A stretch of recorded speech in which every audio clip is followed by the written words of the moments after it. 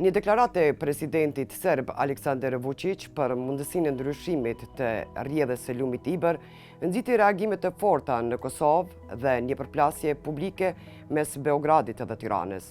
Vučić tha se Serbia tashme ka angazhuar ekspert dhe inxhinier për ta shqyrtuar këtë mundësi, duke i lidhur idenë me atë që ai e quan keq trajtim të serbëve në Kosovë. Një ditë më vonë, Vučić mohoi se po kërcënonte dikë dhe tha se Serbia po shqyrton çështjen e Ibrit në kuadër të territorit dhe ligjeve të saj. Por ideja nuk është e re. Në dhjetor të vitit 2024, pas shpërthimit që dëmtoi kanalin e Iber Lepencit në Zubin Potok në veri të Kosovës, Vučić thoshte një ide për ndryshimin e rrjedhës së Ibrit ekzistonte që nga viti 1985. Atëherë, ai deklaronte se vetë ishte kundër saj. Ibri dhe sistemi liçenit të ujmanit janë jetike për Kosovën. Rreth 270 km i gjatë, Ibri buron në Maltezi, kalon për Serbi dhe më pas në Kosovë, ku mbush liçenin artificial të ujmanit. 2/3 e liçenit të ujmanit gjenden në territorin e Kosovës, ndërsa uji i këtij sistemi përdoret për furnizim me ujë, ujitje dhe për ftojen e termocentraleve energjetike të Kosovës në Obileq. Në Kosovë, reagimi ndaj deklaratave të Vučićit ishte i menjëhershëm. Ushtruesja detyrës së presidentes, Albulena Haxhiu, e quajti idenë absurde, kërcënuese dhe shoveniste.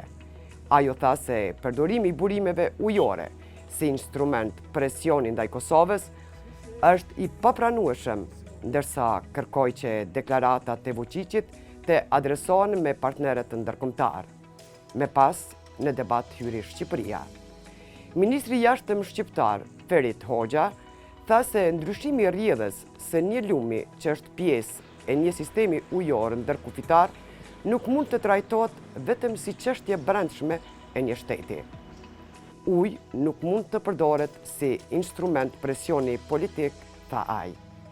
Homologu serb Marko Đurić u përgjigj se Shqipëria nuk ka lidhje territoriale apo hidrologjike me Ibrin për të pretenduar rol në mënyrën se si Serbia menaxhon burimet ujore në territorin e saj. Por debati shpejt doli për të Ibrit. Đurić akuzoi Tiranën se po shmangte vëmendjen nga, siç tha, shkeljet e të drejtave të serbëve në Kosovë, teksa përmendi edhe Shqipërinë e Madhe. Kjo solli reagimin e kryeministrit të Shqipërisë. Edi Rama ironizoi se debati kishte udhëtuar nga hidrologjia të e drejta ndërkombëtare, kishte kaluar të Shqipëria e Madhe dhe kishte përfunduar të Kosova dhe Metohia. Rama tha se në Beograd, sa herë Shqipëria flet për Kosovën, rikthehet narrativi i Shqipërisë së Madhe. Ai tha se Shqipëria nuk ka pretendime territoriale ndaj Serbisë dhe se Kosova është shtet me vete. Rama e ktheu debatin te lumi.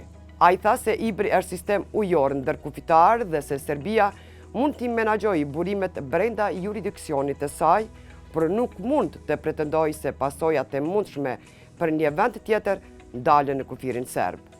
Đurić reagoi sërish.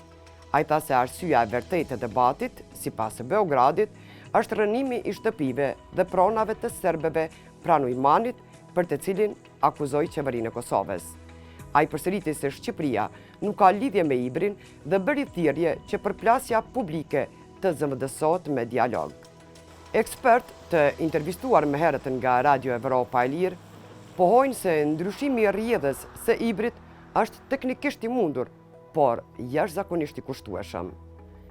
Dhe nëse një ndërhyrje e tillë do t'i shkaktonte dëm Kosovës, ajo do të ngrinte edhe çështje serioze të së drejtës ndërkombëtare për ujërat ndërkufitare.